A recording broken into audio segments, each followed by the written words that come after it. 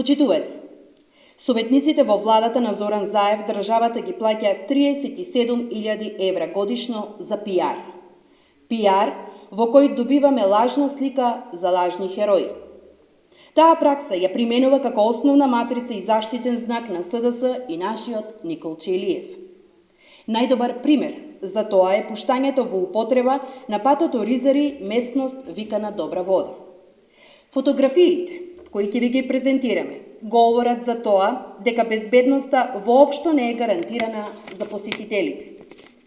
Но очигледно, тоа не им пречеше на представниците од власта масовно да го прослават отварањето и пуштањето во употреба како завршен проект на најнебезбедносниот 2-километарски пат. Буквално, цела влада се сликаше собирајќи ефтини политички поени.